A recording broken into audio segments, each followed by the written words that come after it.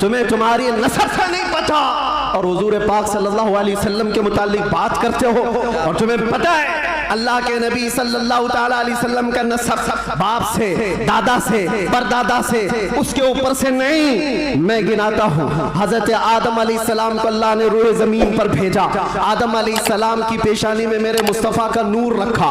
आदम अलैहिस्सलाम की पेशानी से नूरे मुस्तफ़ा मुंतकिल होकर उनके बेटे हजरत शीस अलैहिस्सलाम के पास आया।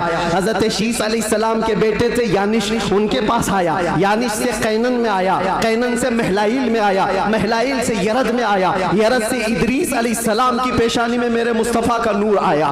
इदरीस अलैहिस्सलाम से लामिक में आया, लामिक से हजरत नूह अलैहिस्सलाम की पेशानी में आया। हजरत नूह अलैहिस्सलाम से उनके बेटे थे साम, उनके पास ये नूर मुस्तफ़ा आया। साम से अरफक्षज में आया, अरफक्षज से शालिख में आया, शालिख से ऐबर में आया, ऐबर से फालिख में आया, फालिख से राऊ में आया, राऊ से सारूह, सारूह में आया, सारूह से राहू में, राहू से नाहूर में, नाहूर से तारुह में, और तारुह से सैयदना इब्राहीम अलैहिस्सलाम में मेरे नबी का नूर आया है। ये मेरे आका का सफर बता रहा हूँ, नसब बता रहा हूँ। इब्राहीम अलैहिस्सलाम की पेशानी मुबारका से ये नूर मुंतकिल होते हुए सैयदना इस्माइल अलैहिस्सलाम के पास आया। उनके बेटे थे नाबत, नाबत से यशजब में आया, यशजब से यारब में, यारब से तैरह में, तैरह से मुक़व्विम में, मुक़व्विम से उदद में, उदद से अदनान में, अदनान से माद में, माद से नज़ार में, नज़ार से मुदर में, मुदर से इलियास में, इलियास से मुदरिका में, मुदरिका से खुज़ैमा में, खुज़ैमा से किनाना में, किनाना से नदर में, नदर से मालिक में, मालिक से फहर में, फहर से गालिब में, गालिब से लुई में, लुई से काब में, काब से मुर्रा में, मुर्रा से किलाब में, किलाब से कुसई में आया, कुसई से अब्दे मुनाफ में आया, अब्दे मुनाफ से सैयदना हाशिम में आया, सैयदना हाशिम से सैयदना अब्दुल मुत्तलिब में आया, सैयदना अब्दुल मुत्तलिब से सैयदना अब्दुल्लाह में आया, सैयदना अब्दुल्लाह से बीबी आमिना के पेट में आया, और 12 रबीउल अव्वल 20 अप्रैल को इस दुनिया में वजूद पजीर हुआ।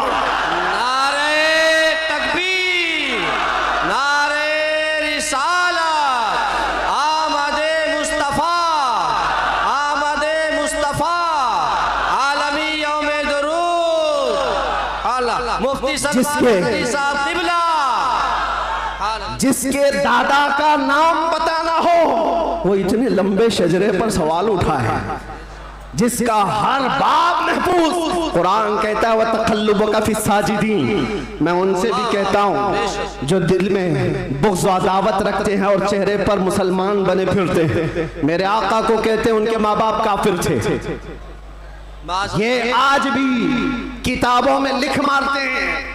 इनको हुजूर पाक सल्लल्लाहु अलैहि वसल्लम के वालिदैन पर भी सवाल है। वालिदैन करीमैन इमाम जलालुद्दीन सुयूती रहमतुल्लाहि ताला अलैह ने पूरी किताब लिखी है अत्तादीम वल मिन्ना फी अन्ना अबवै रसूलिल्लाहि फिल जन्नह। हुजूर पाक सल्लल्लाहु ताला अलैहि वसल्लम के वालिदैन का ईमान साबित करते हुए पूरी किताब उन्होंने लिखी है। और मैं ये अर्ज करता हूँ मेरे अजीजों, कुरान कहता है ऐ नबी हमने आपको हमेशा सजदा करने वालों में रखा है। वो तक़ल्लुबका फ़ी साजिदीन, सजदा करने वालों में आपको मुंतकिल किया है। और अल्लाह के नबी सल्लल्लाहु अलैहि वसल्लम फरमाते इन्नल्लाह खलक़ल खल्क़ फजअलनी मिन खैरिहिम। अल्लाह ने पूरी मखलूक को पैदा किया और मखलूक में जो सबसे बेहतर थे अल्लाह ने उसमें मुझे पैदा किया। सुभान अल्लाह। जो सबसे बेहतरीन खानदान था उसमें हुजूर को पैदा किया, जो सबसे बेहतरीन घर था हुजूर को उसमें पैदा किया। रसूल पाक सल्लल्लाहु ताला अलैहि वसल्लम के नसब के सिलसिले में मेरे अजीजों यहाँ बहुत तवील गुफ्तगू करना नहीं है, आज मौलूद मुस्तफ़ा है इसलिए शजरे मुस्तफ़ा मैंने अर्ज किया।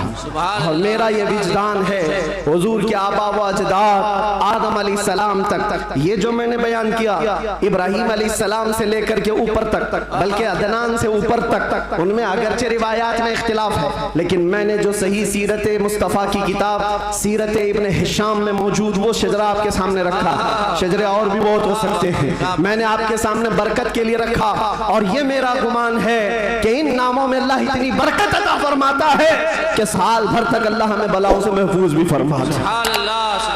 अज़ीज़ान गिरामी, नूर मुस्तफ़ा सल्लल्लाहु ताला अलैहि वसल्लम के इस दुनिया में आने से पहले के जो हालात थे वो सबको पता है। हर रबीउल अव्वल शरीफ पे आप सुनते भी हैं 1000 साल तक जो आतिश कदा जल रहा था ईरान में, जिसको बुझने की नहीं दिया जाता था, पुजारी 1 मिनट भी बुझने नहीं देते थे। हुजूर की विलादत के दिन वो अचानक आग कदा बुझ गया, वो आतिश कदा बुझ गया। सब हैरान थे कि अचानक हुआ क्या है। और बुहैरा सावा समावा 2 नदियां हैं जिनके मुतालिक कहा गया है एक नदी ऐसी है कि जो कभी नहीं सूखी, वो सूख गई एक ही दिन में। एक नदी ऐसी कि जो कभी पानी उसमें आया ही नहीं था, सूखी रहती, वो अचानक भर गई। और किसरा बादशाह के महल में जलजला आ गया था।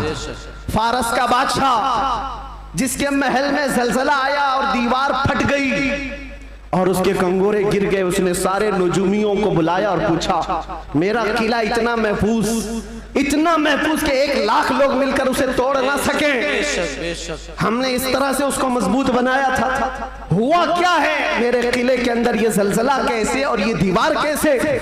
नजूमियों ने हिसाब किताब किया और उसके बाद बादशाह से कहा, आई नई हुकूमत, सिक्का नया चलेगा।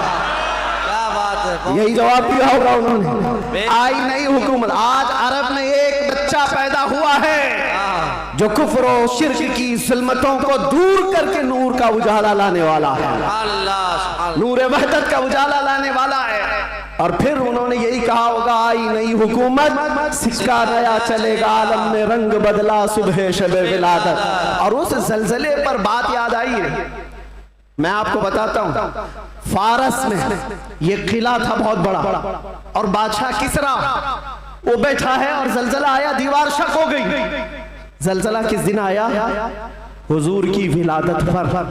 आज भी कई लोगों के दिलों में भी जलजला आता है। क्या बात है, क्या बात है, बहुत जलजला आता है। बेशक बेशक। जब हुजूर की विलादत का जिक्र करे हिलने लग जाते वो, जलजला आता है। लेकिन तुम्हारे दिल के अंदर जलजला आने से हमें कुछ फर्क नहीं पड़ता, बेशक बेशक कुछ फर्क नहीं पड़ता। इसी जलजले को आला हजरत ने क्या फरमाया जानते हो? हश्र तक डालेंगे हम पैदाइशे मौला की धूम, मिस्ले फारस नजद के किले गिराते जाएंगे। बेशक बेशक, बहुत मिस्ले फारस नजद के किले गिराते जाएंगे। या रसूल अल्लाह, या रसूल अल्लाह, जिंदाबाद जिंदाबाद, आला हजरत, आला हजरत। आपको मैं ये बात जरूर अर्ज करना चाहूंगा, हुजूर पाक सल्लल्लाहु ताला अलैहि वसल्लम के आने के वक्त अगर ये हालात बदले थे, इनकलाब था, हुजूर की आमद से पहले अरब में जो हमेशा सहरा से जूझ रहा होता है, सूखेपन से हरियाली आ गई, बारिशें आ गई। उस साल जिस साल मेरे नबी की विलादत हुई, क्या बात है, ये अजीबो गरीब चीजें अरब वालों ने देखा भी और लिखा भी और महफूज भी रखा। पूरी दुनिया में हो क्या रहा है पता ये चला जब नबी पाक सल्लल्लाहु अलैहि वसल्लम की आमद हुई थी तो पूरे दुनिया में एक इनकलाब आया था, इनकलाब आया था, देखने वालों की निगाहें देखी थी। आज मेरा विजदान ये कहता है जब कभी सच्चे इश्क और मोहब्बत के साथ हुजूर की कोई आमद की बात करता है तो इनकलाब आता है। बेशक बेशक, उस इनकलाब का असर आज भी मौजूद है। इनकलाब आता है, किसी के चूल्हे हिलते हैं, किसी के दरो दीवार हिलते हैं, किसी के अंदर नखुवत की आग भड़कती है और कोई किसी को कुछ भी आंख दिखाता है। ये सब हो चुका है हुजूर की आमद से पहले। और जब हुजूर पाक सल्लल्लाहु अलैहि वसल्लम तशरीफ लाए उसके बाद के हालात भी आपको पता है। मुख्तसर अंदाज में चूंकि हर सुन्नी मुसलमान को ये जरूरी है कि वो अपने नबी की सीरत पढ़े, बल्कि हर मुसलमान, क्यों उस रसूल को नहीं पढ़ा तो फिर किसको पढ़ेगा, किसको पढ़ेगा? ये मुजरा करने वाले नचनियों के बारे में तुम पढ़ते रहोगे, इनका बायोडाटा क्या है? जो जहन्नम का रास्ता दिखाते हो उनके मुतालिक तुम पढ़ते रहोगे? नहीं, तुम्हारा शौक, तुम्हारी जुस्तजू ये हो कि मेरे मुस्तफ़ा करीम सल्लल्लाहु अलैहि वसल्लम की हर अदा को मैं पढ़ लूं, हुजूर की जिंदगी पाक को पढ़ लूं। अल्लाह के नबी सल्लल्लाहु ताला अलैहि वसल्लम तशरीफ लाए, हालात ज़माना बहुत अलग थे।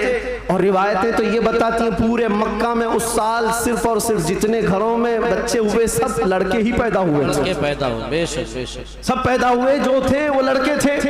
नबी पाक सल्लल्लाहु अलैहि वसल्लम की विलादत होती है और आपके वालिद गिरामी हजरत अब्दुल्ला आपकी विलादत से 6 महीने पहले इंतकाल कर चुके हैं और बीबी आमिना की गोद में मेरे मुस्तफ़ा सल्लल्लाहु अलैहि वसल्लम तशरीफ लाए और तशरीफ लाने का अंदाज भी बीबी आमिना कहती हैं रजब के महीने में मुझे हमल ठहरा था और उसके बाद से मैंने अजीब व गरीब जो चीज़ें देखी हैं वो बयान से बाहर हैं। ना मुझे कभी हमल की तकलीफ हुई, ना पैर बोझल होते थे, ना सर में चक्कर आता था जैसे प्रेग्नेंट औरतों को होता है। जो हामिला औरतें होती हैं उनको तकलीफें होती हैं, बोझ उठाना होता है बच्चे का और उनके पाँव बोझल होते हैं, कभी उनको खाने में मज़ा ख़त्म हो जाता है, कभी सर चकराने लगता है, अलग अलग चीज़ें हामिला औरतों के साथ होती हैं, मतली आती है, उल्टी आती है। बीबी आमिना कहती हैं जब से मेरे पेट में मोहम्मद सल्लल्लाहु अलैहि वसल्लम तशरीफ लाए मुझे कोई तकलीफ नहीं थी, ना कभी मतली आई, ना कभी चक्कर आया, ना कभी पैर बोझल हुए, न तबीयत में गिरानी आई, बल्कि उसके बरअक्स जो हालात थे। बीबी आमिना कहती हैं रात को सोती तो कभी ख्वाब में इब्राहीम अलैहिस्सलाम तशरीफ लाते और कभी मूसा अलैहिस्सलाम तशरीफ लाते, कभी ईसा अलैहिस्सलाम तशरीफ लाते और बशारत देते जाते आमिना मुबारक हो तेरी गोद में कायनात का आका आने वाला है। अल्लाह ने उसको परचम नबुव्वत ऐसा दिया है। सब की बशारतें सुनते सुनते आ रही थी, यहाँ तक के सफर का महीना आया था, रबीउल अव्वल से पहले जो आता है। बीबी आमिना कहती है मैंने एक बार देखा जिब्राईल अमीन अलैहिस्सलातु तस्लीम सफों को दुरुस्त किए जा रहे हैं, फरिश्तों की आवाजें और मेरे घर पर हूरों के गुनगुनाने की आवाजें आती थी। पहली रबीउल अव्वल, दूसरी हुई, तीसरी हुई, चौथी हुई, ये सारे निशानियां बीबी आमिना देखती रही। कहती हैं 12 रबीउल अव्वल का वक्त था, ये 20 अप्रैल रही होगी। मेरे अजीजों, बीबी आमिना कहती हैं अचानक मेरी पेशानी से एक नूर चमका, मैं मक्का में बैठ करके मुल्के शाम के महल्लात को भी देख रही थी, इराक में मौजूद बसरा के महल्लात देख रही थी। किलोमीटर नाप के देख लेना आज मक्का से मुल्के शाम का फासला कितना है, मक्का से इराक के बसरा का फासला कितना है। वो बीबी आमिना है जिसके पेट में मौजूद रसूल हैं और उनकी आंखें मक्का से शाम तक देख रही हैं, जिसकी बरकत से आमिना मक्का से शाम तक देखती हो। उस कायनात के आका के बारे में हम ये अकीदा रखते हैं तो क्या बुरा करते हैं। हम यहाँ से पुकारे वो वहां से सुने, मुस्तफा की समाअत पे लाखों सलाम। क्या ये अकीदा बुरा है? नारे रिसालत आमदे मुस्तफा आलमी यौम दुरूद शरीफ मुफ्ती सलमान अज़हरी साहब क़िबला हुज़ूर मोइनुल मशाइख़ हुज़ूर असीर मुफ्ती आज़म हिंद जिस तरफ उठ गई दम में दम आ गया उस निगाह इनायत पे। हाँ, उस रसूल पाक सल्लल्लाहु अलैहि वसल्लम की जलवागरी से पहले बीबी आमिना ये बता रही हैं रात का वक्त था और मेरे घर पर ऐसा लगता था कि नूर की जमातें उतरती जा रही हैं। कभी मुझे गुनगुनाने की आवाज़ें आती थी और हूरों की आवाज़ें हों, फरिश्तों की आवाज़ें हों। सुबह सादिक का करीब वक्त आया था, अचानक मेरे घर में 3 औरतें दाखिल हुई। मैंने पूछा ये कौन है, कहाँ से आई हैं? कहा वो दाया थी जो बच्चा पैदा होने के वक्त औरतें हेल्प के लिए, मदद के लिए आती हैं, उनको दाया कहते हैं। ये 3 औरतें आई थी। बीबी आमिना कहती हैं मैंने पूछा कौन हो तुम, कहां से आई हो? उसमें से एक औरत ने कहा मेरा नाम बीबी आसिया है, मैं दूसरी ने कहा मेरा नाम बीबी मरियम है, तीसरी ने कहा मेरा नाम बीबी हवा है। ये वो मुकद्दस खवातीन जो दुनिया की सबसे अफजल खवातीन हैं, तो हुजूर पाक की दाया बनकर के आई हैं। हजरत बीबी आमिना कहती हैं विलादत का वक्त करीब आया, अचानक मेरी आंखें बंद हुई, थोड़ी देर के बाद पलक क्या झपकी, फिर मैंने आंखें खोली तो हुजूर पाक को सजदे के आलम में मैं बाहर न देखा। बहरे कोई तकलीफ, कोई दर्द सह नहीं, हुजूर पाक सल्लल्लाहु अलैहि वसल्लम को देखा और वो भी मंजर बयान करती हैं हज़रत बीबी आमिना की शान में देखा। कहती है ना कोई आलाइश, ना कोई नापाकी, ना कोई गंदगी। हुजूर पाक सल्लल्लाहु अलैहि वसल्लम जब पैदा हुए थे धुले धुलाए हुए आए थे, नहाए हुए आए थे, सुरमा लगाए हुए आए थे, खतना किए हुए आए थे। और हज़रत बीबी आमिना कहती है सजदे के आलम में इस तरह से थे कि हुजूर पाक सल्लल्लाहु अलैहि वसल्लम के जिस्म का सामने वाला हिस्सा नजर ना आए। वो कायनात का आका व मौला दुनिया में आ रहा है तो सजदे के आलम में आ रहा है। क्या बात है। और जब तशरीफ लाए बीबी आमिना खुश थी कि गुलाब जैसी रंगत जिसको देखे तो आंखें झपकाना भूल जाए, वो हुस्न जमाल का बादशाह दुनिया में आया है। तो बीबी आमिना कहती हैं अचानक 3 फरिश्ते आए, 3 लोग आए, एक के हाथ में तश्त था, एक के हाथ में कुछ रुमाल थे, एक के हाथ में पानी था, और उन्होंने उठाया मेरे बच्चे को तश्त पर रखा, पानी डाला और रेशम के लिबास में मलबूस किया और गायब हो गए, चले गए। हजरत बीबी आमिना कहती है मैं परेशान हो गई, अजनबी लोग आए और लेकर चले गए, कहाँ चले गए, कौन थे ये, मेरे बच्चे को गायब कैसे कर दिया गया। थोड़ी देर गुजरी थी कि हुजूर दोबारा तशरीफ लाए। हजरत बीबी आमिना कहती हैं हमने पूछा ये कहाँ चले गए थे, कैसे, वो फरिश्तों ने कहा अल्लाह का हुक्म था माए कौसर और सलसबील से मुस्तफ़ा करीम को गुस्ल दिया जाए और जन्नती लिबास में मलबूस करके इनको ले जाया जाए कहाँ पर, ये आने वाले फरिश्तों ने उठाया और जितनी कायनात रब ताला की बनी हुई है सारी कायनात की सैर कराई, हर जगह ये ऐलान करवाया फरिश्तों ने आई नहीं हुकूमत, शिक्षा लिया चलेगा, आई नहीं हुकूमत, शिक्षा लिया चलेगा। और उसके बाद सारे फरिश्तों में ऐलान, मलाए आला में ऐलान, सारे जिन्नात में, हैवानात में, हर दुनिया में ये ऐलान कर दिया गया कि हुजूर तशरीफ ला चुके हैं। क्यों ऐलान कर दिया गया, इसलिए कि वो हर आलम की रहमत हैं, किसी आलम में रह जाते वो हर आलम की रहमत हैं, किसी आलम में रह जाते ये उनकी मेहरबानी है कि ये आलम पसंद आया। नारे तकबीर, नारे रिसालत, आमदे मुस्तफ़ा हुजूर मोइनुल मशाइख मेरे अजीज़ों, सईद नूरी साहब क़िबला नबी पाक सल्लल्लाहु ताला अलैहि वसल्लम को पैदा होने के बाद बीबी हलीमा सादिया अपने घर ले गईं, 2 साल तक दूध पिलाया और वापस ले आई। सैयदा बीबी आमिना रज़ियल्लाहु ताला अन्हा की परवरिश में थे। बीबी आमिना रज़ियल्लाहु ताला अन्हा के साथ 6 साल तक रहे और अपनी ननिहाल एक बार सफर पर तशरीफ ले गई। बीबी आमिना वापस आ रही थी अपने ननिहाल से, जो मदीना है आज वो उस वक्त यसरफ था, वापस तशरीफ ला रही थी। मकाम अबवा में बीबी आमिना का इंतकाल हुआ। 6 साल के नन्हे हाथों से मेरे आका सल्लल्लाहु अलैहि वसल्लम ने हजरत बीबी आमिना की तदफीन फरमाई और उसके बाद वापस आए तो दादा अब्दुल मुत्तलिब की कफालत में थे। 8 साल की उम्र तक हुजूर सल्लल्लाहु अलैहि वसल्लम अपने दादा की कफालत में रहे। जद्दे अमजद हजरत अब्दुल मुत्तलिब 8 साल की उम्र में इंतकाल कर गए तो फिर चचा अबू तालिब ने हुजूर की कफालत को ले लिया और उसके बाद अबू तालिब की कफालत में रसूल पाक सल्लल्लाहु अलैहि वसल्लम परवान चढ़ते रहे। 11 साल की उम्र हुई तो पहला तिजारती काफिला जो मुल्क शाम जा रहा था अबू तालिब के साथ सफर किया। सफर के दौरान एक राहिब था, ईसाई था, बड़ा आलिम था। उसने देख करके पहचान लिया और कहा अनकरीब एक आखिरी रसूल आने वाला है जिसका नूर पूरे कायनात में फैलेगा और जिसकी रोशनी से हर कोई हर जगह की जुल्मत छट जाएगी। और मुझे ऐसा लगता है वो नूर वाला रसूल अबू तालिब के तुम्हारा भतीजा है। बशारत दे दी और कहा इनके दुश्मन यहूदी होंगे, कत्ल कर देंगे, इनको वापस ले जाओ। वापस ले आए। मुल्क शाम में यहूदियों के करीब न जाने दिया।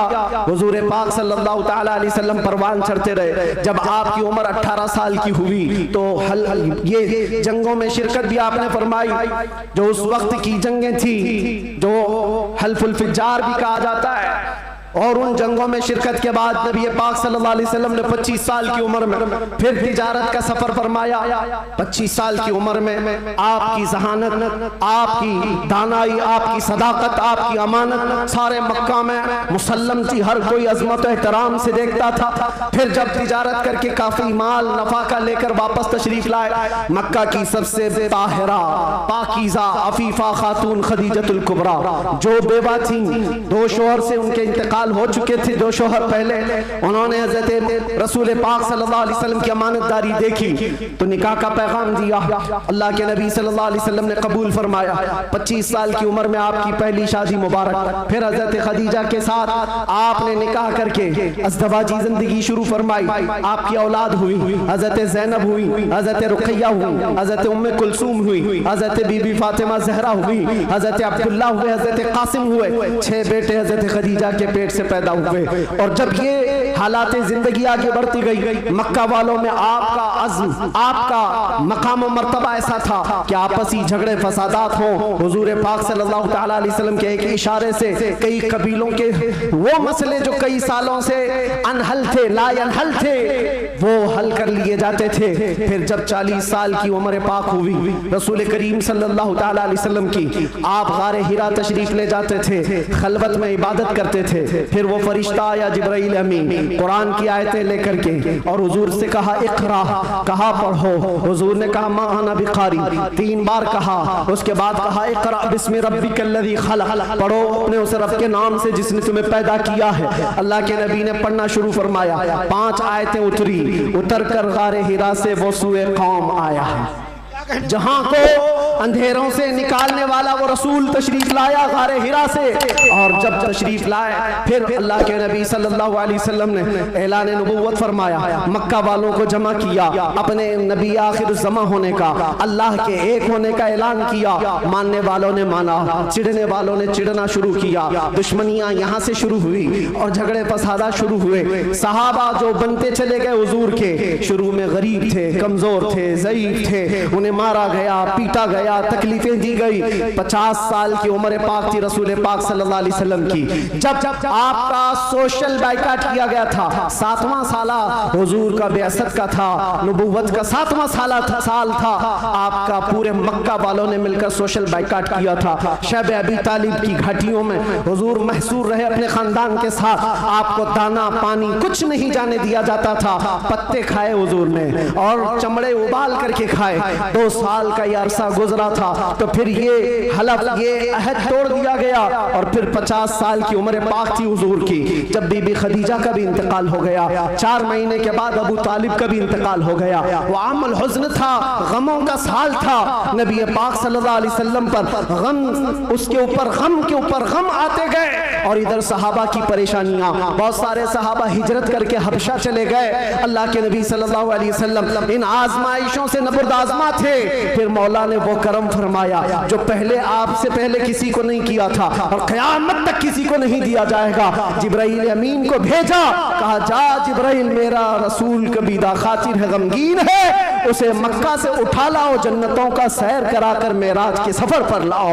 नबी पाक सल्लल्लाहु तआला अलैहि वसल्लम का मेराज का सफर हुआ, वापस तशरीफ लाए। ऐलान नबुव्वत के बाद 53 साल हुजूर की जिंदगी पाक मक्का में गुजरी। फिर अल्लाह का हुक्म आया, मक्का से हिजरत फरमा कर आप मदीना तशरीफ ले गए। मदीने वालों ने शानदार इस्तकबाल किया था, मक्का वालों की तरह नहीं थे। मदीने वालों ने शानदार इस्तकबाल किया था। हुजूर का 9 दिन तक उन्होंने इंतजार किया था। आज जो मौलूद में हुजूर के जिक्र का इंतजार करते हो ऐ सुन्नियों, ये मदनी जिंदगी का अक्स है, ये मदीने वालों की सुन्नत है। बहुत सारे लोग ये कहते हैं ना हुजूर पैदा हुए थे तो मक्का में कोई ऐसी खुशियां, ऐसी मीलाद थोड़ी ना मनाई गई थी, तुम लोग क्यों मनाते हो सुन्नियों?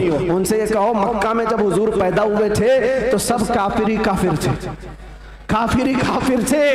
हाँ, बीबी आमिना हज़रत अब्दुल मुत्तलिब को छोड़कर बात कर रहा हूँ। उस वक्त खुशियां मनाई बीबी आमिना ने भी, हज़रत अब्दुल मुत्तलिब ने भी। हाँ, सवाल करना है तो ये सवाल करो, जब हुजूर ने ऐलान किया था अपने नबुव्वत का और 13 साल बाद जब मदीने आए थे तो मदीने वालों ने खुशियां क्यों नहीं मनाई? ये पूछना है तो पूछो, हम तुम्हें तारीख की हर किताब खोलकर सन्नाटेदार थप्पड़ मार करके भी बताएंगे। वो बनु नज्जार की बच्चियां जो पढ़ती थी, आज भी हर मस्जिद से आवाज आती है, तला अल बद्रु अलैना मिन खनियातिल वदाई वजबत शुक्र अलैना मा दआ लिल्लाहि दाई। वो बच्चियां क्या कहती थी? ये दफ बजा बजा कर हुजूर का इस्तकबाल करती थी। वो यूं कहती थी, अरे सनियतुल वदा की घाटियों से हम पर 14वीं का चांद आ गया है, अल्लाह की तरफ बुलाने वाला रसूल हमारे दरमियान आ गया है, हम सब पर अब शुक्र वाजिब हो गया है। ये मदीने वालों की खुशियां थी। मेरे अजीजों, पहला साल था, दूसरा साल, फिर जंग बदर हुई, फिर उसके बाद 1 साल के बाद जंग उहद हुई, फिर उसके 1 साल के बाद ग़ज़वा-ए खंदक हुआ, फिर ये जंगें होती रही। तकरीबन 17 जंगें हुजूर पाक सल्लल्लाहु अलैहि वसल्लम बनफ़्स नफ़ीस शरीफ फरमाए। ये 10 साल के अंदर उसमें कई अल्लाह के नबी सल्लल्लाहु अलैहि वसल्लम की ज़ौजियत से शरफ याब होने वाली ख़वातीन भी आई। हज़रत सौदा आई, हज़रत मैमूना आई, हज़रत उम्मे सलमा आई, हज़रत आयशा भी आई। ये 2 हिजरी की बात है। हजरत आयशा हुजूर पाक सल्लल्लाहु अलैहि वसल्लम की बारगाह में रुखसती लेकर के आई। हजरत आयशा, हजरत सौदा, हजरत उम्मे सलमा, हजरत हफ्सा आई, हजरत सफिया आई, हजरत जुवैरिया आई, हजरत आखिर में हजरत बीबी मैमूना आई और बीबी मारिया किप्तिया आई। उनके पेट से हुजूर पाक सल्लल्लाहु अलैहि वसल्लम के एक बेटे हजरत इब्राहिम भी पैदा हुए। ये 6 साल गुजरे थे। 7वां साल था जब नबी पाक सल्लल्लाहु अलैहि वसल्लम 1400 सहाबा के साथ मक्का तशरीफ ले जा रहे थे उम्रा के लिए। मक्का वालों ने रास्ता रोक दिया, परमिशन नहीं है। बहुत सारी जगहों पर जिनका गलबा असर और रसूख है वो समझते हैं हम जिसे चाहेंगे परमिशन देंगे। हम मेरे अजीजों, ये गलबा और ये ताकत ज्यादा देर की नहीं होती, सच्चे ज्यादा देर की नहीं होती। आज तुम मसनद नशीन हो, कल गधे नशीन बन जाओ। क्या कहने मुफ्ती साहब, बहुत खूब। थोड़ी देर की बात है और फिर मैं वो बात कहूंगा तो लोगों को फिर वो हो जाएगा कुछ देर की खामोशी। अरे खामोशी रहो भाई, खामोश रहो भाई।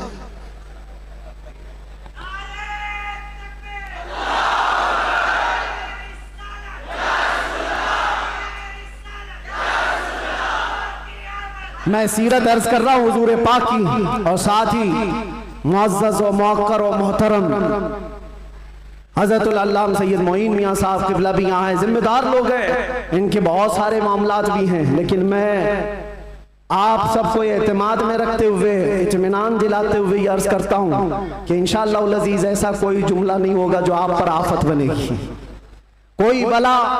और जाहिर सी बात है डिपार्टमेंट वाले सारे लोग ये परेशान होते, किसको बुलाया, किसको बुलाया। बहुत सारी जगहों पर ऐसा लगता है कोई ऊपर से कोई मखलूक आ रही है। बहुत सारी जगहों पर ये बात होती है। मैं उनको भी कहता हूँ मियाँ मैं नॉर्मल साधारण सा आदमी हूँ, साधारण सा आदमी हूँ, फितना फसाद नहीं चाहता, जंगो जिदाल नहीं चाहता, लेकिन बात वही करता हूँ जो दिल में उतरती है, जो मेरे दिल पर लगती है वो बात अर्ज करता हूं। और अगर ये जुर्म है तो फिर मैं ये कहूंगा कि इश्क अगर जुर्म है तो फांसी की सजा दी जाए। इश्क अगर जुर्म है तो फांसी की सजा दी जाए, दरे महबूब पे लेकिन ये सजा दी जाए। क्या कहने, क्या कहने। हम ये कहेंगे नारे तकबीर, नारे रिसालत, आलमी यौम दुरूद, रज़ा अकेडमी। नबी आखिरुज़्ज़मान सल्लल्लाहु तआला अलैहि वसल्लम 6 हिजरी को मदीने तैयबा से 1400 सहाबा को लेकर मक्का जा रहे थे। रास्ता रोक दिया, कहा उम्रा करने नहीं देंगे, जंग करने पर आ गए थे। लेकिन मेरे आका ने सुलह फरमाई। सहाबा कहते रहे कि हम सुलह नहीं करेंगे, इनसे जंग करेंगे। लेकिन अल्लाह के नबी फरमाते हैं मेरी निगाहें जो देख रही वो तुम्हारी निगाहें नहीं देख रही हैं। हुजूर ने सुलह फरमाया, 6 हिजरी को वापस आ गए, एहराम खोल लिया, रास्ते में हुदैबिया के मकाम पर मदीने तशरीफ लाए। ये सुलह मक्का वालों से टिक न पाई 1 साल से ज्यादा, और मुआहिदा टूट गया। दूसरे साल मेरे आका सल्लल्लाहु अलैहि वसल्लम 10,000 सहाबा के साथ मक्का तशरीफ लाए।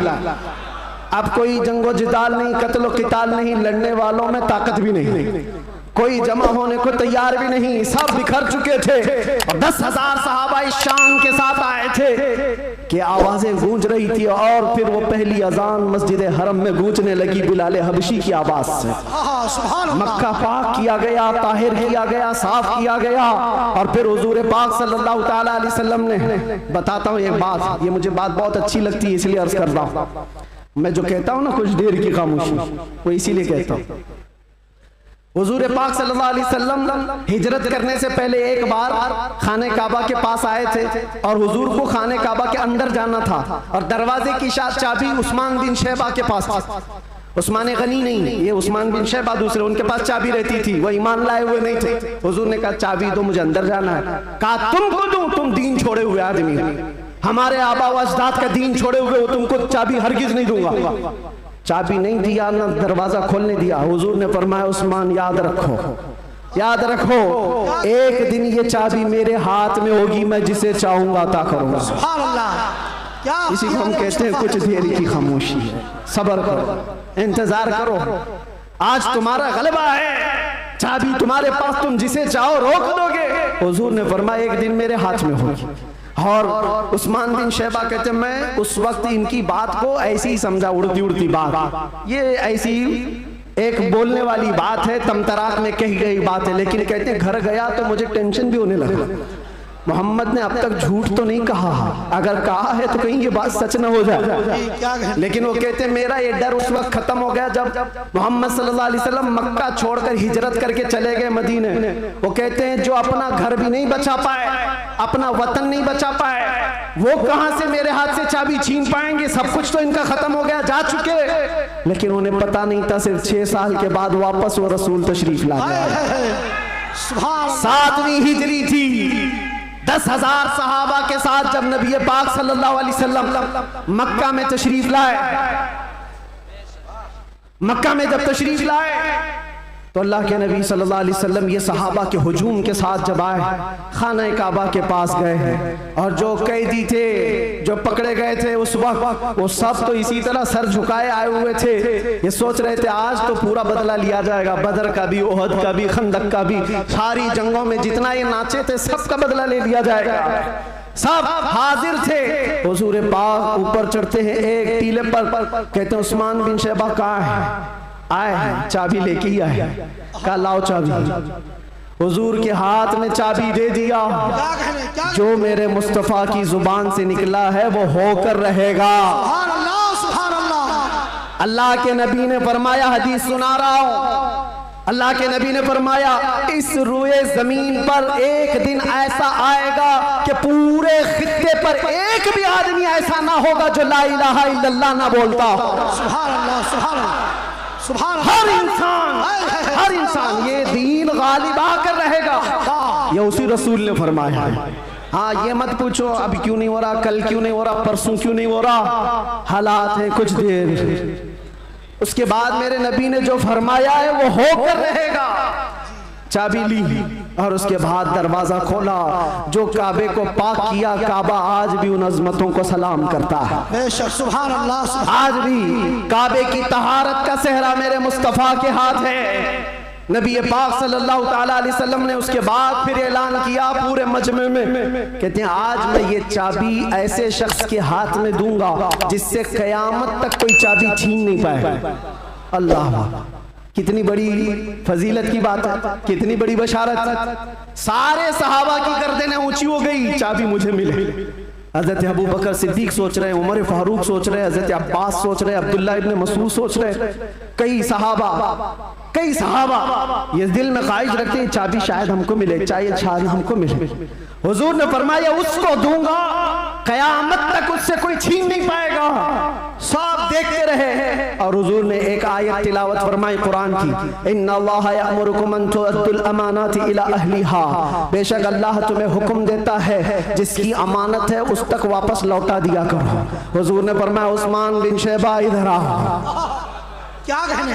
वो अचंभे में रह गए, कहाँ ख्वाबो ख्याल में भी नहीं था कि हम तो दुश्मनों में हैं, मुकाबला किए हुए लोग हैं, आज ये गालिब लोग हैं। लेकिन हुजूर रहमतुल लिल आलमीन थे। सुभान अल्लाह, सुभान अल्लाह। बुलाया, कहा उस्मान बिन शैबा, कहा ये चाबी लो और इस चाबी को कयामत तक अब तुमसे कोई छीन नहीं पाएगा। जाकर आज भी हरम काबा के पास तारीख पूछ लेना, सदियां बीत गई, कई यजीद आए, कई दज्जाल आए, कई बादशाह आए, लेकिन आज भी खाना काबा की चाबी उस्मान बिन शैबा की औलाद में ही होती है। और मेरे आका ने फरमाया है तो कयामत तक उनकी नस्ल में ही रहेगी। चाबी तो ले लिया उस्मान बिन शैबा ने, कहा ये चाबी बाद में पकड़ता हूँ, पहले ये कहता हूँ अशहदु अल्ला इलाहा इल्लल्लाह व अशहदु अन्ना मुहम्मदन रसूलुल्लाह। ये है उस मुहसिन इंसानियत ने क्या कुछ न दिया इंसानों को, दस्तूर दिया, मंशूर दिया, कई राहें दी, कई मोड़ दिया।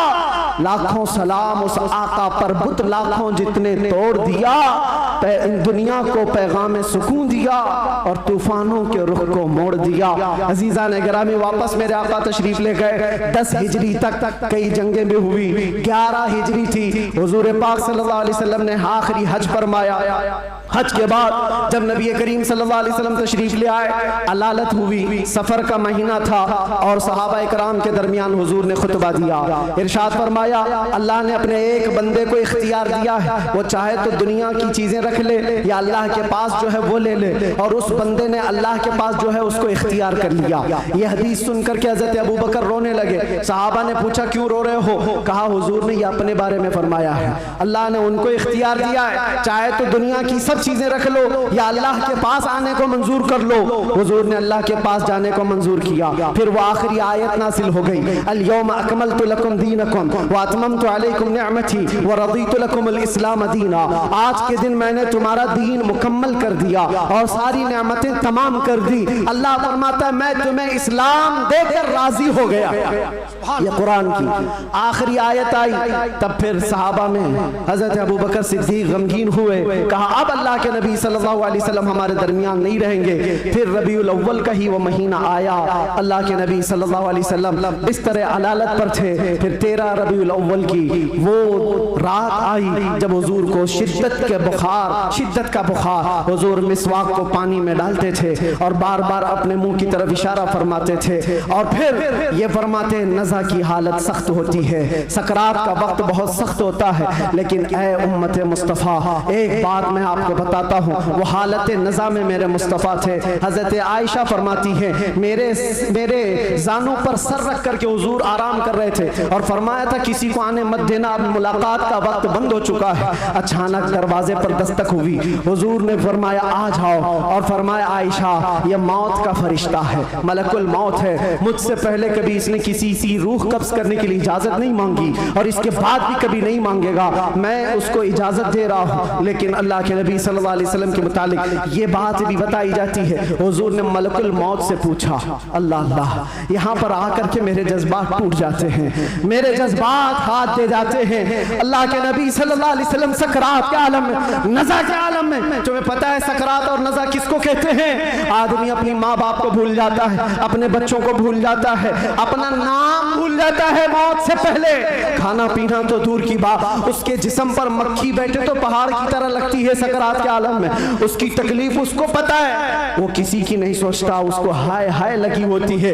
लेकिन मेरे मुस्तफा सल्लल्लाहु अलैहि वसल्लम आलम नज़ा में मलकुल मौत से ये पूछते हैं, ऐ इज़राइल बता, ये जो नज़ा का दर्द है क्या मेरी उम्मत को भी दिया जाएगा?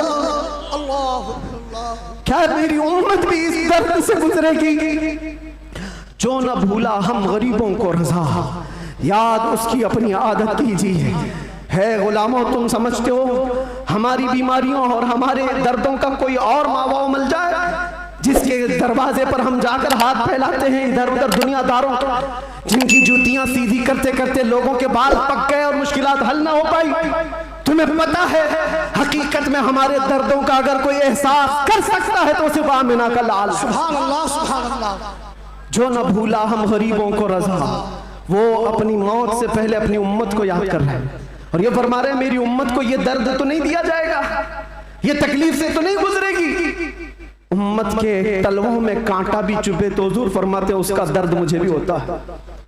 ऐ नौजवान, आज जिस तरह की जिंदगी तुमने गुजारनी शुरू की, यहाँ पर आकर मैं अपनी गुफ्तगू समेट रहा हूँ। मैंने मुख्तसरन पूरे हुजूर की सीरत बयान की। विलादत से लेकर ये वफात का दिन है, हजरत बीबी फातिमा आई, हुजूर उनके कान में कुछ कहे, वो रोने लग गई, फिर एक कान में कहा, वो मुस्कुराने लगी। बाद में उन्होंने बताया हजरत आयशा से कि बाबा ने मुझे ये कहा था कान में, फातिमा मैं अब जा रहा हूँ दुनिया से। मैं रो पड़ी। उसके बाद मेरे दूसरे कान में कहा, फातिमा मेरे खानदान में सबसे पहले तुम आकर के मिलोगी, मेरे बाद तुम्हारी मौत होगी। वो मौत का खौफ हर एक पर होता है, लेकिन बीबी फातिमा कहती है सुनकर मैं हंस पड़ी कि है शबे गोर भी उसी गुल से मुलाकात की रात। हुजूर पाक सल्लल्लाहु अलैहि वसल्लम हजरत आयशा सिद्दीका के जानों पर सर रखकर आराम कर रहे थे। बात करते करते अचानक जुबान बंद हो गई। हजरत आयशा कहती है मेरा सीना भारी भारी सा लगा, मुझे अंदाजा नहीं था किसी की मौत इस तरह होती है। मैंने रूह निकलते किसी को देखा नहीं था। अल्लाह के नबी सल्लल्लाहु अलैहि वसल्लम इस दारे फानी से रहलत फरमा चुके थे। अचानक दरवाजे पर दस्तक हुई। अबू बकर सिद्दीक सबसे पहले दाखिल हुए। आए हुजरे में पूछा आयशा क्या है? कहा हुजूर पाक सल्लल्लाहु अलैहि वसल्लम पर बुखार शिद्दत का। हजरत अबू बकर आए, हाथ पकड़ा और बेइख्तियार उनकी हिचकियां निकल गई, पेशानी पर बोसा दिया और कहा, ऐ अल्लाह के नबी, इसके बाद अब दूसरी मौत नहीं आने वाली है और आप अपने रफीक आला के पास जा चुके थे। अल्लाह ताला ने जो आपके हिस्से में पैगाम देना रखा था वह आपने पूरा हक अदा फरमाया। अद्दैतल अमानत व नसहतल उम्मत व बल्लगतर रिसालत या रसूल अल्लाह। हजरत अबू बकर सिद्दीक की आवाज़ सुनकर हजरत आयशा रोने लगी। उसके बाद उन्हें एहसास हुआ कि अल्लाह के नबी अब इस दुनिया में नहीं रहे। बाहर सहाबा को हजरत अबू बकर ने जैसे ही ऐलान किया, वो गम के मारों का हाल क्या था जो नबी पाक को एक आन के लिए भी दूर बर्दाश्त नहीं कर पाते थे। वो मौत की खबर कहाँ सुनते हैं? हजरत उस्मान पत्थर की तरह बने हुए थे, उनको कोई काटता भी था एहसास नहीं होता। हजरत उमर फारूक अपने हाथ में तलवार लेकर मदीने वालों को कहते थे, कसम खुदा की अगर किसी ने कह दिया मेरे नबी का इंतकाल हुआ, मैं उसकी गर्दन मार दूंगा। मेरे नबी का इंतकाल नहीं हुआ, अपने रब से मिलने गए, वापस आने वाले हैं। ये शिद्दत मोहब्बत के अल्फाज थे। सहाबा बेचैन थे, बेकरार थे, लेकिन हिकमत मौला यही थी, मौत तो आनी है, हर एक को आनी है, क़ज़ा तो आनी है, अंबिया को फकत इतनी कि आनी है, अजल तो आनी है, एक आन के लिए है। नबी पाक सल्लल्लाहु ताला अलैहि वसल्लम को सहाबा ने गमों के पहाड़ के साथ तदफीन फरमाया और इस उम्मत का बेड़ा लेकर चलने वाले सिद्दीक़ अकबर थे। मिशन को उठाया और हम तक ये जो दीन पहुंचा, सहाबा की वो मेहनत कश, वो जिंदगी पाक इस्तिक़लाल के साथ मुसीबतों से लड़ते हुए, तकलीफों से नबुर्दाज़मा होते हुए दीन यहाँ तक पहुंचा दिया।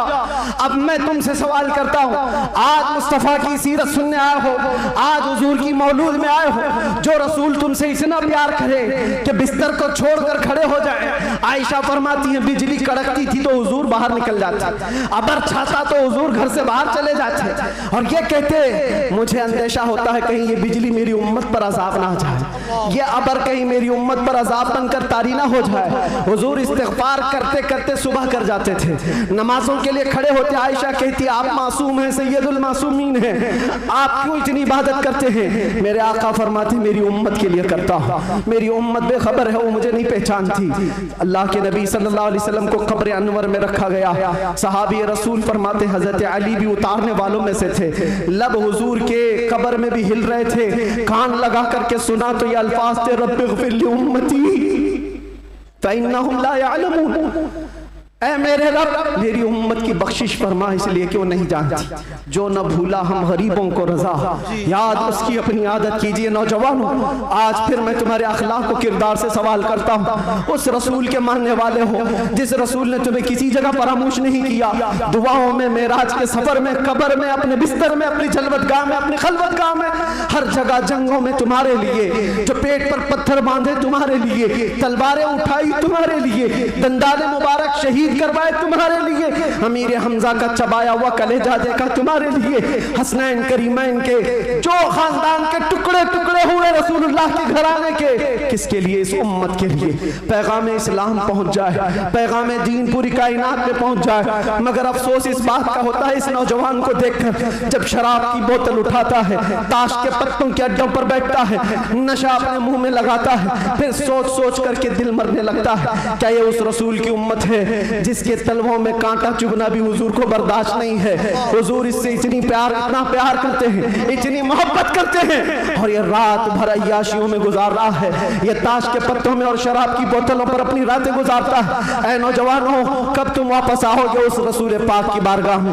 आज भी उस गुंबदे खजरा की छांव में कोई ये नहीं कह सकता कि जगह कम हो गई, करोड़ों आए उस दामन मुस्तफा में सब बस जाएंगे। आने की देर है, आने की देर है। हमने देखा है जब जब मेरे मुस्तफ़ा से करीब कोई हुआ है, मैंने अपनी जिंदगी पाक को देखा। जब मुसीबतें ज्यादा होती थी, जब मुश्किलें हल ना होने के काबिल लगती थी, जेल के सलाखों के पीछे भी मेरे गम की दवा अगर कोई चीज थी तो वो मुस्तफ़ा को याद करना था। रात भर सलाखों को पकड़ करके याद करता। कोई एक रात ऐसी नहीं आई जिसमें मेरे मुस्तफ़ा ने नवाजा ना हो। आता है फकीरों में उन्हें प्यार कुछ ऐसा, खुद भीग दे और खुद कहे मंगते का भला हो। हम तो माइल बकरम है, कोई साइल ही नहीं।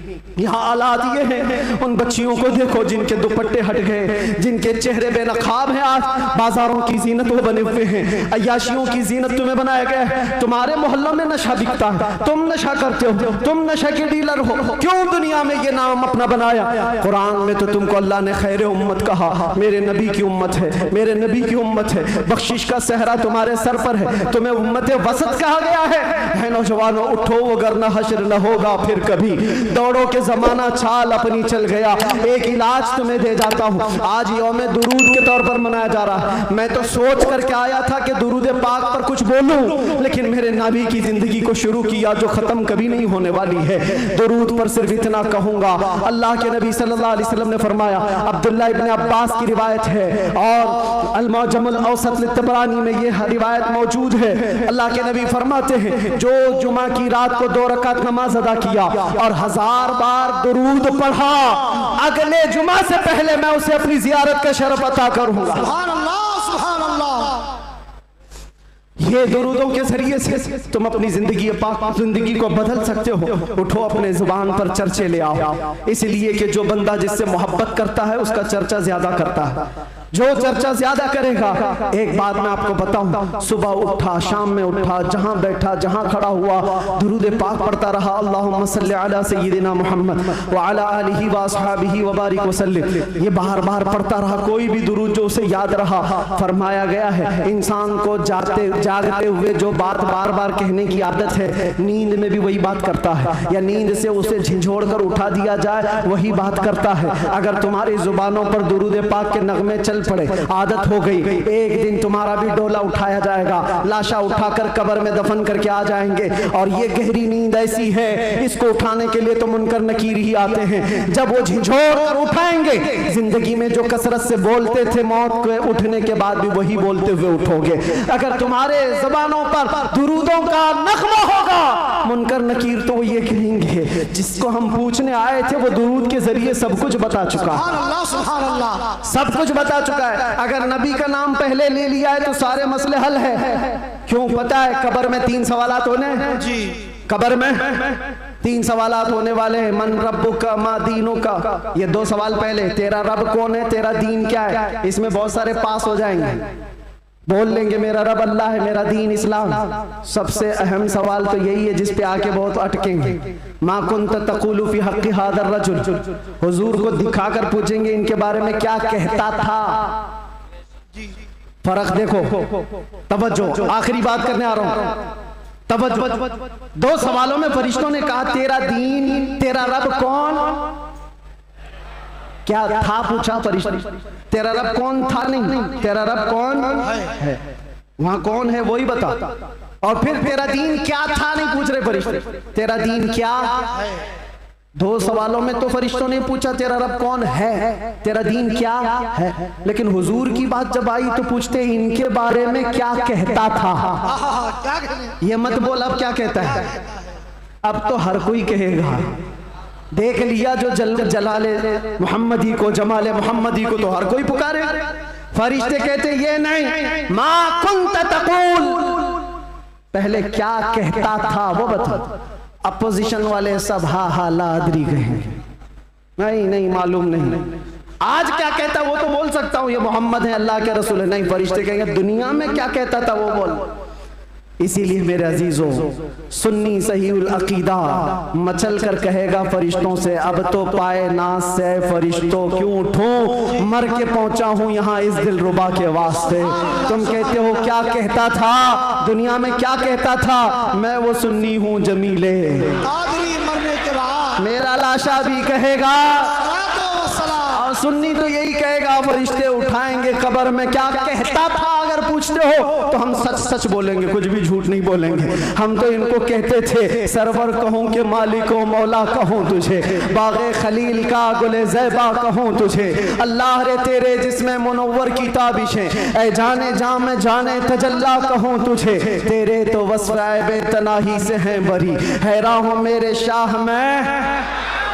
क्या क्या कहते थे सब बताओ, लेकिन रज़ा ने ख़त्म सुखन इस पे कर दिया, खालिक का बंदा खल्क का सब याद करके जाओ, कब्र में फरिश्ते पूछेंगे तो क्या क्या कहना है। मैं बोलूंगा हाँ मैं ये कहता था, सबसे आला वो औला, सबसे बाला वो औला, हमारा नबी बुझ गई जिसके आगे सभी मशालें, शम्मा वो लेकर आया हमारा नबी। खल्क से औलिया, औलिया से रसूल, और रसूलों से आला। करनों बदलो रसूलों की होती रही, चांद बदली का निकला।